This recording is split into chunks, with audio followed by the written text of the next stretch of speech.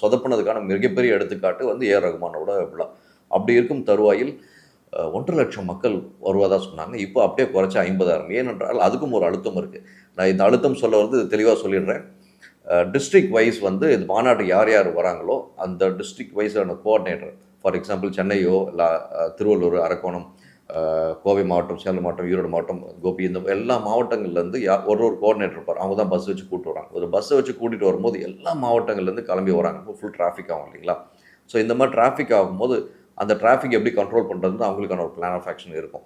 அது போக இங்கே கோஆர்டினேட்டரோட லிஸ்ட்டு வந்து அந்த முக்கியமான டிபார்ட்மெண்ட் ஆட்கள் கொடுத்துணுன்றாங்க. இதில் வந்து இன்னொரு பக்கம் நம்ம வந்து இதில் அரசியல் ரீதியாகவும் சில விஷயங்கள் பார்க்க வேண்டியது இருக்குது.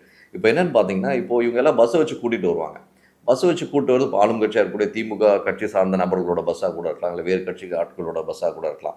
அப்படி இருக்கும் தருவாயில் இவங்களுக்கான அந்த லிஸ்ட் ஆஃப் கவுண்ட்ஸ் போகும்போது ஆட்டோமேட்டிக்காக வந்து இவங்களுக்கு ஒரு அவேர்னஸ் ஏற்படும். திமுக நபர்களுக்கு ஒரு அவேர்னஸ் ஏற்படும். ஸோ இத்தனை மக்கள் வந்து இங்கேருந்து இவ்வளோ தூரம் போயிருக்காங்க, இதுக்கு ஒரு கோஆர்டினேட்டர் அப்படின்ற ஒரு டேட்டாவும் அவங்களுக்கு ஒரு ஸ்பெகுலேஷனுக்கு இருக்கும். இதனால் சேலஞ்சஸ் என்னன்னு சொல்லி பார்க்கும்போது, அஃப்கோர்ஸ் ஒரு கட்சின்னு வரும்போது இவங்க வேறு திமுக கட்சியிலேருந்து போனவங்களா இருக்கலாம், அதிமுக கட்சியில் போனவங்களா இருக்கலாம், நாம் தமிழர் கட்சியில் போனவங்களா இருக்கலாம், இல்லை வைகோ அவர்கள் கட்சியிலேருந்து போனவங்களா இருக்கலாம், இல்லை பிஜேபியில் போனவங்களா இருக்கலாம், காங்கிரஸ்லேருந்து போனவங்களா இருக்கலாம். இப்படிலாம் கன்சல்டேட்டாக வரதுக்கான டேட்டா வந்து ஆளுங்கட்சி கிடைக்கும். அந்த கன்சல்டேஷன் டேட்டா வச்சு இவங்க என்ன பண்ணுவாங்க அப்படின்னு பார்க்கும்போது ஆப்வியஸாக ஒன்றும் பண்ண முடியாது. But at the same time ஒரு அழுத்தம் கொடுக்க சான்சஸ் இருக்குது. ஏன்பா அந்த பஸ் அங்கே விட்றீங்க அப்படின்னு ஒரு கேள்வி வரதான் நமக்கு ஒரு தகவல் கிடைச்சிருக்கு. ஸோ இந்த மாதிரி விஷயங்கள் இருக்கும்போது அந்த மாநாடு வந்து சக்ஸஸ்ஃபுல்லாக நடக்கிறதுக்கு ஒரு பக்கம் எஃபோர்ட் வந்து தமிழக வெற்றி கழகம் போயிட்டுருக்கு.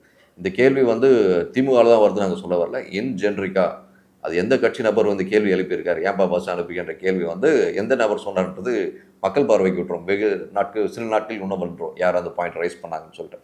ஸோ இப்படி இருக்கும் இந்த நகர்வுகள்லாம் வச்சு பார்க்கும்போது இந்த மாநாடு கண்டிப்பாக வெற்றிகரமாக நடக்கும் என்று டிவிகே கட்சி சார்ந்தவர்கள் சொன்னாலும், எதிர்ப்பலைகள் வெவ்வேறு ரீதியாக இருந்தாலும் கூட விஜய் அவர்கள் அந்த மௌனம் ஆச்சரியப்படுத்துகிறது. ஏனென்றால் விஜய் வந்து ரைட் ஃப்ரம் டே ஒன்லேருந்து இன்னி வரைக்கும் எந்த வகையான ப்ரெஸ் மீட்டுக்கும் ஆத்தென்டிகேட்டடாக ஸ்ட்ராங்கான ஒரு விஷயங்கள் வந்து பேச மாட்டார். ரொம்ப சாஃப்டாக ஹம்பிளாக பேசுகிற மாதிரி பேசிட்டு போகக்கூடிய நபராக தான் விஜய் அவர்கள் பார்க்க போகிறாரு. Silence is the most powerful weapon என்று முதல்ல நான் சொன்ன மாதிரி அவரோட சைலன்ஸ் வந்து மிகப்பெரிய மாற்றத்தை உண்டு செய்யும் என்று ரசிகர்கள் எதிர்பார்க்கிறார்கள். ரசிகர்கள் எதிர்பார்ப்பை வரவேற்கிறோம், அதில் மாற்று கருத்து இல்லை. ஆனால் இந்த மாநாடு சூழ்நிலையில் ஒரு கட்டுக்கோப்பான விஷயங்கள் வந்து நடக்கணும் அப்படின்றது ஒரு சில ரசிகர்களோட ஒரு பார்வையாக இருக்குது. நம்ம அவருடைய விஷயங்கள்லாம் வந்து சில ரசிகர் மன்ற தலைவர்களோடும் சில ரசிகர்களோடும் பேச ஆரம்பிக்கும் போது இவ்வளோ பெரிய மாநாடு நடக்க போகுது, தலைவர் ஒரே ஒரு வீடியோ போட்டு எவ்வளோ மாநாடுக்கு பார்த்து வாங்க அப்படின்னு சொன்னால் நல்லாயிருக்கும். இந்த மாதிரி நிறைய பிரச்சனைகள்லாம் நடந்துகிட்ருக்கு, இந்த டேர்ம்ஸ் அண்ட் கண்டிஷன்ஸ் இவ்வளோ போட்டிருக்காங்க, இவ்வளோ கொஸ்டின்ஸ் இருக்குது, அதனால் கொஞ்சம் பார்த்து வாங்க அப்படின்னு சொல்லிட்டு தலைவர்கள் வீடியோ போட்டால் நல்லாயிருக்கும்னு சொல்லிட்டு ஒரு சாதாரண பாமர ரசிகன், அந்த ரசிகர் வந்து நான் ரசிகரை பற்றி வேணா நான் தாராளமாக டிஸ்கஸ் பண்ண முடியும். ஒரு ஹேண்டிகேப்ட் ரசிகர் அவர் வந்து ஆனால் அவங்க இன்டர்வியூலாம் பார்த்தேன்னா அவரை பற்றி இந்த விஷயம் மட்டும் நான் சொன்னேன்னு சொல்லுங்கண்ணா அப்படின்னு சொன்னார். சந்தோஷமாக இருந்தது.